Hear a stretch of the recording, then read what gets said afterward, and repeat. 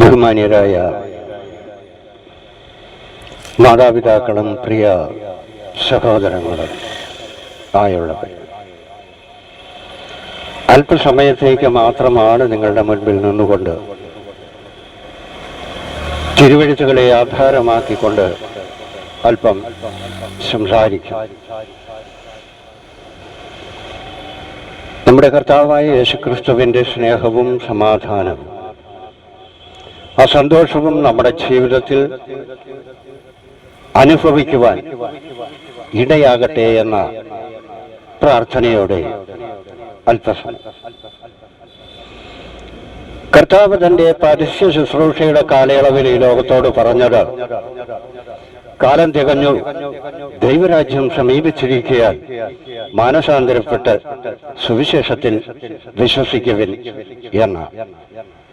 അപ്പോൾ സുവിശേഷം എന്നും നമുക്ക് വലിയ അനുഗ്രഹം തന്നെയാണ്. അത് നമ്മുടെ ജീവിതത്തിൽ നാം നേരിട്ടുകൊണ്ടിരിക്കുന്ന ഭാരങ്ങളെയും പ്രയാസങ്ങളെയും ഒക്കെ ലഘൂകരിക്കുവാൻ ദൈവത്തിന്റെ ഈ വാക്കുകൾ ശക്തി നമുക്ക് നൽകുകയും നമ്മൾ ദൈവം കാണിച്ചു തരുന്നതായ വഴികളിൽ കൂടി യാത്ര ചെയ്യുകയും ദൈവം നമ്മളെയും നമ്മുടെ തലമുറകളെയും ഈ ലോകത്ത് നല്ല സമാധാനവും സന്തോഷവും പരസ്പര സ്നേഹവുമുള്ളവരായി നിലനിൽക്കുവാനും ഇടയാക്കും. അതിനാണ് കർത്താവ് പറഞ്ഞത്, നിങ്ങൾ സുവിശേഷത്തിൽ വിശ്വസിക്കുവിൻ എന്ന്. അപ്പോൾ സുവിശേഷം യേശുക്രിസ്തു തന്നെയാണ്. ക്രിസ്തുവിൽ നാം വിശ്വസിക്കുമ്പോൾ നാം നമ്മുടെ ജീവിതത്തിൽ ഇതുവരെ അനുഭവിക്കാത്ത ഒരു സമാധാനം, ഒരു സന്തോഷം, സ്നേഹം, ഇതെല്ലാം നമുക്ക് അനുഭവിക്കുവാൻ കഴിയും. മറ്റുള്ളവരിലേക്കും അത് പകരുവാനും നമുക്ക് കഴിയും. അതിനുവേണ്ടിയാണ് ദൈവം നമ്മെ സ്നേഹിക്കുന്നത്. ദൈവം എല്ലാവരെയും സ്നേഹിക്കുന്നത് അതിനുവേണ്ടി ആണ് എന്നുള്ളത് ഇവിടെ നമുക്ക് കാണുവാനായി കഴിയും. പ്രിയമുള്ളവരെ, അല്പസമയത്തെ ചിന്തയ്ക്ക് വേണ്ടി പറയട്ടെ. പഴയ നിയമത്തിൽ ദാനിയേൽ പ്രവാചകന്റെ പുസ്തകം 12-ാം അധ്യായം അതിന്റെ 3-ാം വാക്യം മുതൽ വായിക്കുമ്പോൾ ഇപ്രകാരം കാണുവാൻ കഴിയും.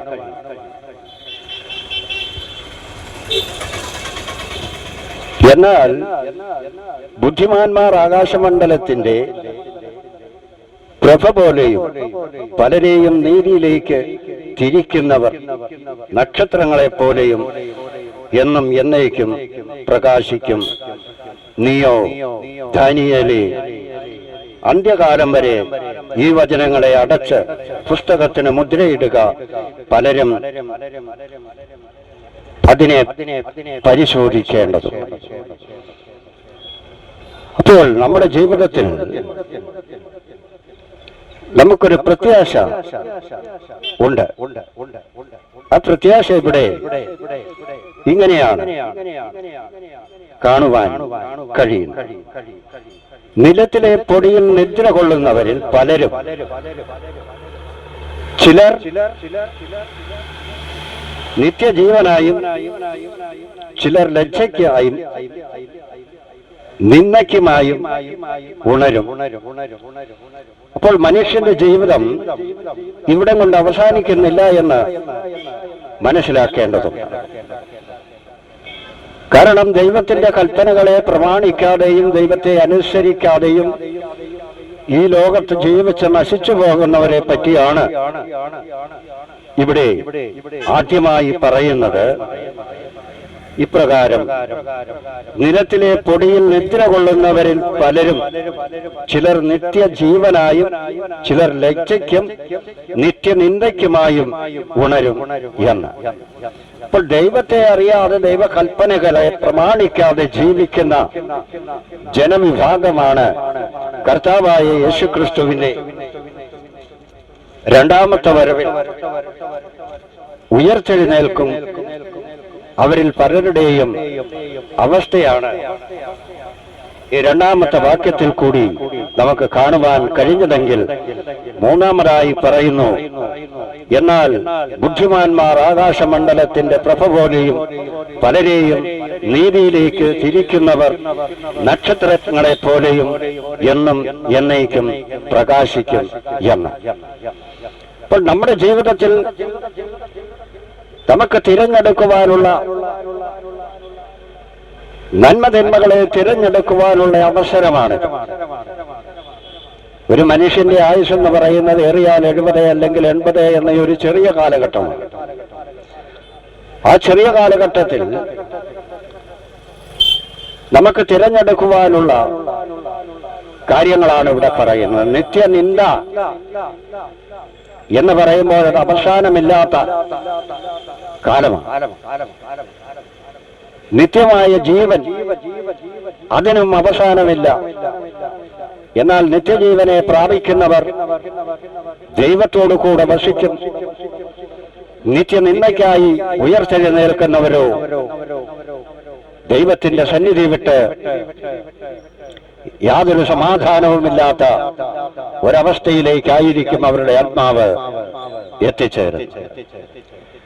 ഒരു വിശ്വാസിയുടെ ജീവിതമല്ലെങ്കിൽ യേശുവിനെ രക്ഷകനും കർത്താവുമായി സ്വീകരിക്കുന്ന ഒരു വ്യക്തിക്ക് വലിയ പ്രത്യാശയുണ്ട്.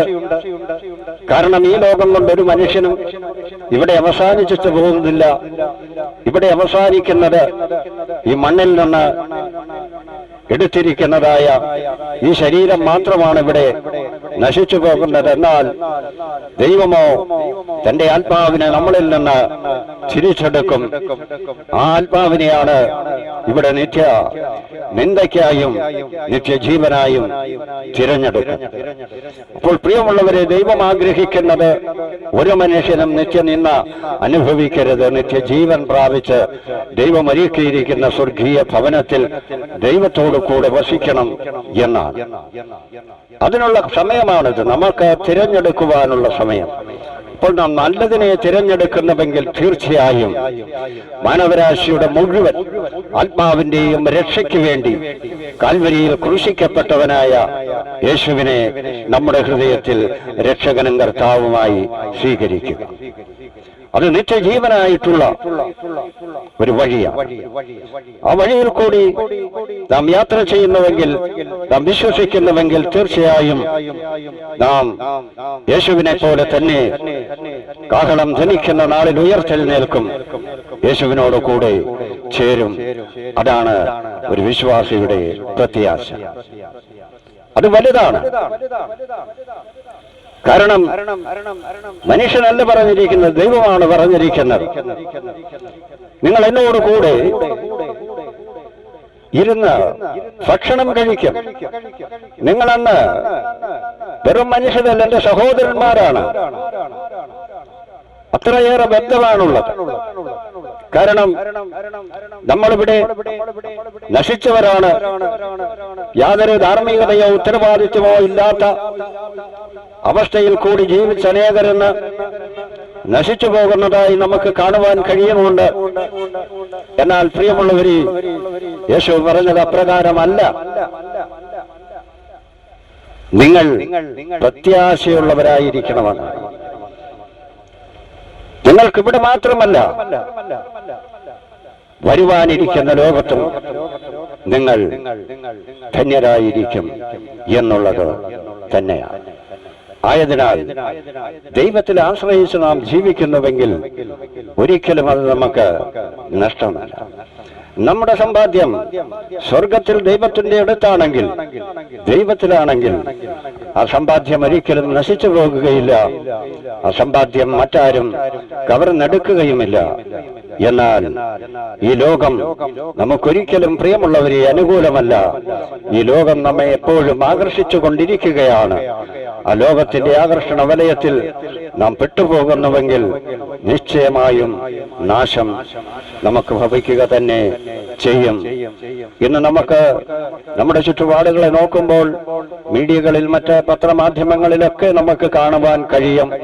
കേരളം ഇന്ന് നേരിട്ടുകൊണ്ടിരിക്കുന്ന ഏറ്റവും വലിയ വിപത്താണ് മയക്കുമരുന്നെന്ന് പറയുന്നത്.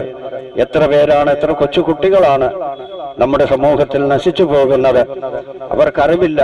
അവരുടെ അറിവില്ലായ്മകളെ മുതലെടുത്തുകൊണ്ട് അനേകരിന്ന് നമ്മുടെ സമൂഹത്തെ നശിപ്പിച്ചുകൊണ്ടിരിക്കുന്നു.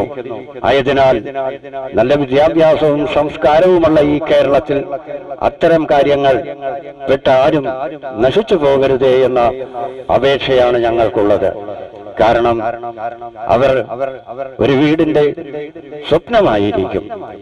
അവരുടെ രക്ഷ അവർ തകർന്നു പോകുമ്പോൾ ഒരു കുടുംബം മുഴുവൻ തകർന്നു പോകുന്നതായി കാണുവാൻ കഴിയും. ആയതിനാൽ പ്രിയമുള്ളവരെ, നമ്മുടെ ജീവിതം ദൈവത്തിന് സമർപ്പിക്കണമേ എന്ന അപേക്ഷയോടും പ്രാർത്ഥനയോടും കൂടി വാക്കുകൾ ഇവിടെ അവസാനിപ്പിക്കുമ്പോൾ, നിങ്ങൾ നിത്യജീവനായി നമ്മുടെ മാനവരാശിയുടെ മുഴുവൻ പാപത്തിന്റെയും പരിഹാരത്തിനു വേണ്ടി കൽവരിയിൽ ക്രൂശിക്കപ്പെട്ട യേശുവിനെ ഹൃദയത്തിൽ രക്ഷകനും കർത്താവുമായി സ്വീകരിക്കണമേ എന്ന അപേക്ഷയോടെ പ്രാർത്ഥനയോടെ വാക്കുകൾ അവസാനിപ്പിക്കുന്നു. ദൈവമായ കർത്താവ് നിങ്ങളെ ധാരാളമായി അനുഗ്രഹിക്കട്ടെ.